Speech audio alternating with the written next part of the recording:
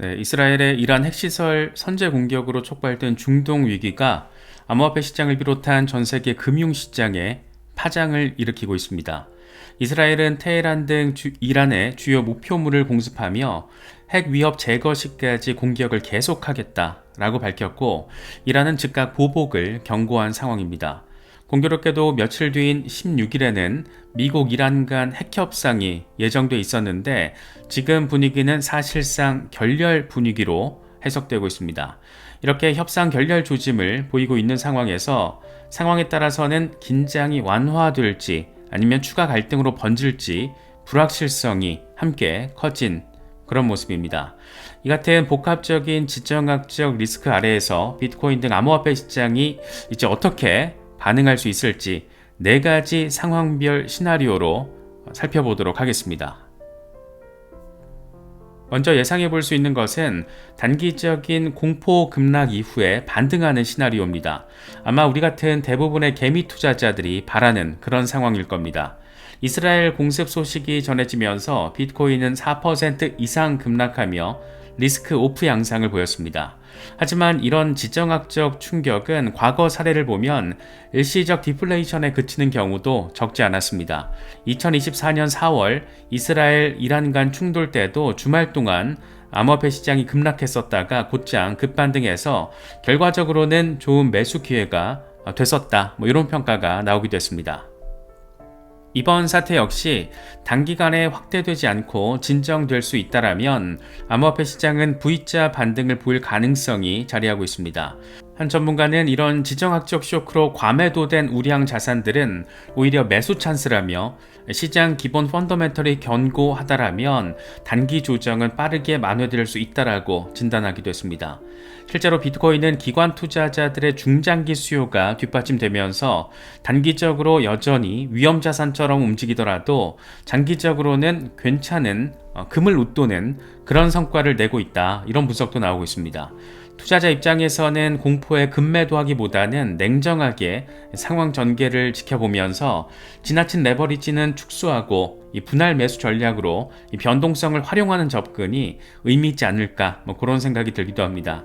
다만 지정학 상황이 빠르게 진정된다라는 큰 전제가 깔린 그런 시나리오인 만큼, 만약 사태가 장기화 조짐을 보인다라면 전략을 또 유연하게 수정해야 합니다. 그렇지 않기를 바라지만 만약이라도 중동 분쟁이 격화돼서 국제 유가가 배럴당 120달러를 넘어서는 충격적인 시나리오도 대비할 필요가 있을 것 같습니다. 이란은 오펙 3위 산유국인 만큼 전면전이 현실화된다라면 원유 공급 차질로 유가 폭등이 현실화될 수 있습니다. JP모건은 최악의 경우에 미국의 CPI가 5%대로 다시 급등할 수 있다라고 경고하기도 했습니다. 6월 11일 이미 중동 긴장 고조로 유가가 4% 올라서 2개월 최고치를 찍어버렸고, 미국은 이라크 주재 대사관 직원 철수 명령을 내리는 등 위기감을 드러냈습니다. 1970년대 오일 쇼크를 연상시키는 이 스태그플레이션 공포가 글로벌 시장의 상황에 따라서는 확산될 수 있다, 이런 거를 의미하는 부분입니다. 문제는 인플레이션 재발로 각국 중앙은행의 태세가 급변할 수 있다는 데 자리하고 있습니다.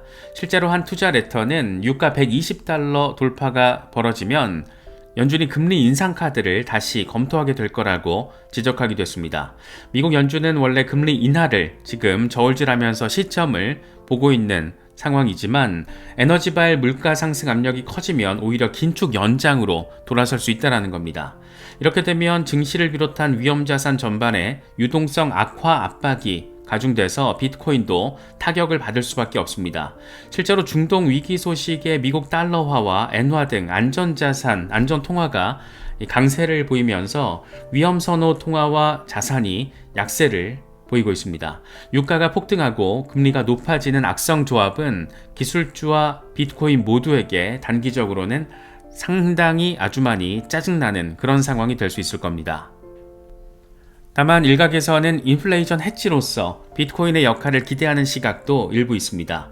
금 가격이 급등하는 환경에서 디지털 골드로 불리는 비트코인이 대안자산으로 부각될 수 있다라는 그런 주장인데, 다만 현실에서는 비트코인이 아직 단기적으로는 위험자산 성격을 보여주고 있어서 인플레이션 국면의 즉각적인 해치 기능을 보이지는 못하기도 했습니다. 오히려 2022년처럼 물가 쇼크, 여기서 긴축, 그리고 나서 위험자산 급락의 전철을 밟게 되는 그런 가능성도 고려할 필요가 있는 상황입니다. 투자 전략으로는 인플레이션 국면에 강한 상품 비중을 늘리거나, 그러니까 원유나 금 이런 비중을 늘리거나, 암호화폐 투자 비중을 단기적으로 조정해서 방어적으로 이 포트폴리오를 운용하는 것도 고려되고 있습니다.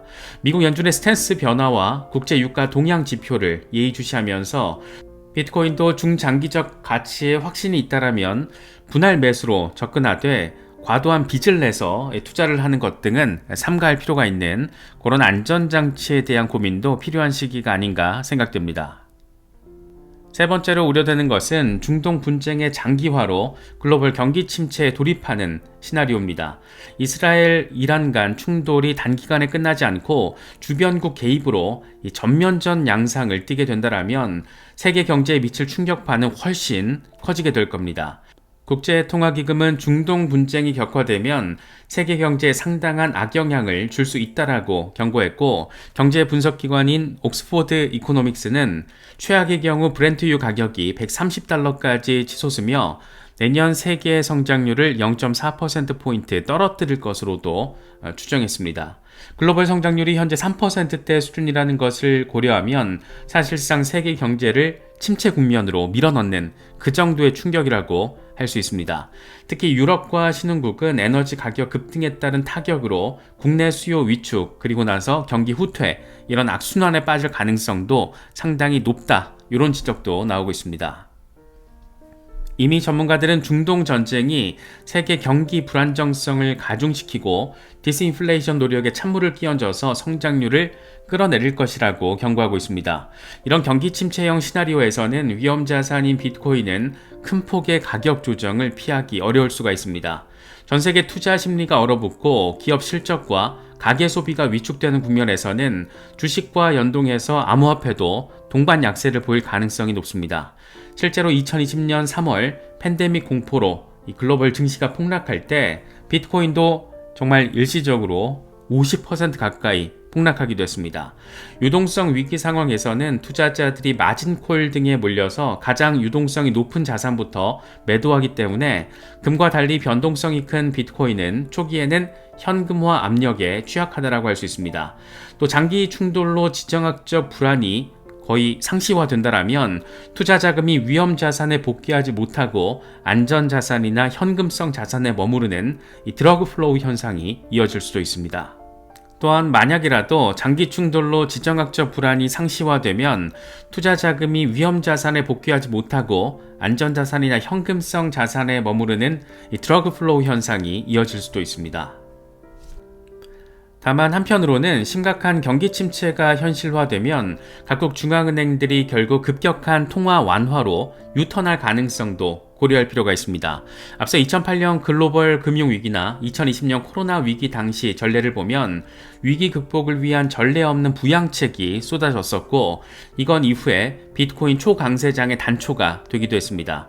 따라서 장기 침체 시나리오에서 암호화폐 투자자는 단기적으로는 현금 비중 확대와 리스크 관리, 또 추후 정책 전환기에 대비한 저점 분할 매수 전략, 이런 이중적인 투트랙 전략이 필요하지 않을까 개인적으로는 생각되기도 합니다. 글로벌 경기 지표와 각국의 통화정책 기조를 면밀히 살피면서 위험자산 전반에 대한 익스포저를 유연하게 조절하는 태도가 바람직할 수 있을 겁니다. 결국 생존하는 투자자에게만 다음 사이클의 기회가 온다라는 점도 함께 기억하면 좋지 않을까 싶습니다. 마지막으로 이란, 러시아 등이 경제 제재를 우회하기 위해서 암호화폐 활용을 크게 늘리는 이른바 회색지대 시나리오를 생각해 볼 수가 있습니다. 미국을 비롯한 서방이 이란의 핵 개발 그리고 군사 행동에 대한 제재를 강화할 경우 이란은 국제 결제망 접근이 더욱더 막히게 되고 대한금융수단으로서 크립토에 눈을 돌릴 수도 있을 겁니다. 이미 제재 국가들이 암호화폐를 경제 생존수단으로 활용하는 사례는 실제로 늘고 있습니다. 러시아는 중국, 인도와의 원유 거래 대금 결제를 위안화에서 테더 등 스테이블코인 그리고 루블화로 환전하는 방식을 활용해서 달러 패권을 우회하고 있다라는 그런 보도가 나오기도 했습니다. 실제 러시아 일부 석유 업체들이 비트코인, 이더리움과 테더를 원유 거래금 대금 전환에 사용하고 있고 제재 아래서 이란과 베네수엘라도 암호화폐로 경제를 유지해왔다. 이런 얘기들도 전해지고 있습니다. 2024년 기준으로 미국 제재 대상 국가 단체들이 받은 크립토 자금은 158억 달러에 달해서 전체 불법 암호화폐 거래의 39%를 차지할 정도로 급증했다라는 데이터도 있습니다. 특히 이란에서는 화폐 가치 폭락 속에 자국 암호화폐 거래소를 통한 자본 도피성 출금이 2024년에만 41억 달러로 전년 대비 70% 급증한 것으로 나타났습니다. 정부가 거래소 출금을 중단시키는 초강수를 둬도 국민들이 VPN 등을 써가며 스테이블코인, 비트코인으로 몰래 돈을 빼두는 사례가 속출했다라는 그런 의미입니다. 이런 상황이 전개되면 국제 암호화폐 시장에 그레이머니 유입 증가라는 이중적 영향을 미칠 수도 있습니다. 한편으로는 제재 회피 수단으로 이 테더 같은 스테이블코인 수요가 늘면서 해당 스테이블코인 시가총액이 커지고 거래 활성도가 높아질 수가 있습니다. 여기에다가 탈중앙화 거래소나 P2P 네트워크를 통한 거래 비중이 확대될 수도 있습니다. 이건 겉보기에는 암호화폐 시장 규모와 유동성을 늘리는 요소지만 동시에 이 규제 리스크를 높이는 요인이기도 합니다. 실제로 미국 재무부 산하의 OFAC는 러시아 제재 회피에 연루된 암호화폐 지갑과 거래소를 다수 제재 명단에 올렸었고 2024년에는 러시아 기반 거래소를 제재해서 해당 플랫폼의 USDT 지갑을 동결시키는 조치를 취하기도 했습니다. 서방 당국이 크립토가 제재망을 피하는 구멍이다라고 인식을 하면 할수록 글로벌 암호화폐 규제는 한층 더 엄격해질 수 있는 겁니다. 스테이블코인 발행사에 대한 제재 압박, 이 주요 중앙거래소의 제재 이행 요구 강화, 나아가서 제재국과 연계된 익명 지갑 추적 그리고 차단 기술 등이 총동원될 상황도 생각해 볼 수 있을 것 같습니다. 우리 같은 투자자 입장에서는 이런 회색지대 시나리오가 양날의 검일 수 있다는 걸 인식할 필요가 있을 것 같습니다. 단기적으로는 이란, 러시아발 자금이 크립토로 유입돼서 암호화폐 수요를 떠받치는 요인이 될 수도 있습니다. 실제로 러시아 정부는 아예 법을 바꿔서 국제 결제의 암호화폐 자산 사용을 합법화하고 브릭스 국가들과 달러 대한 결제망을 논의하는 등 이 제도권 밖에서의 암호화폐 활용을 늘리는 그런 추세입니다. 이건 달러 패권에 도전하는 탈달러화 흐름과도 맞물려서 비트코인 등 대안자산의 전략적인 가치를 부각시킬 수가 있습니다. 하지만 동시에 이런 자금은 글로벌 자금 세탁 차단망의 표적이 되고 잘못 엮일 경우에는 거래소 계정 동결이나 자산 몰수 등의 위험이 있습니다. 궁극적으로 건강한 자본 유입이라고 보기 어려운 만큼 장기적인 시장 신뢰에 도움이 되지 않을 수가 있습니다. 투자자들은 이 같은 움직임을 이 시장 수요 증가 신호로만 받아들이기보다는 뒤따를 수 있는 규제 환경 변화까지 종합적으로 고려할 필요가 있어 보입니다. 투자 자금의 출처 투명성, 거래소의 컴플라이언스 리스크 등을 점검하면서 너무 좋은 호재에는 그늘도 있다는 점도 유념할 필요가 있지 않을까 싶습니다. 결론적으로 중동발 지정학적 위기는 단기 변동성부터 거시경제 파급, 그리고 암호화폐 제도권 바깥 활용 증가까지 복합적인 시나리오를 내포하고 있습니다. 지금 구도에서는 단기 V자 반등과 스태그플레이션 공포, 글로벌 침체, 제재 우회 수요 증가 이런 네 가지 시나리오가 서로 배타적이지 않고 동시에 일부씩 전개될 가능성도 있습니다. 예를 들어서 단기적으로 급락했다가 반등하더라도 유가 상승으로 인플레이션 압력이 커질 수가 있고 분쟁이 길어지면 경기 침체 우려와 함께 제재 회피성 암호화폐 거래가 늘어나는 식으로 복합적인 양상으로 전개될 수 있는 겁니다.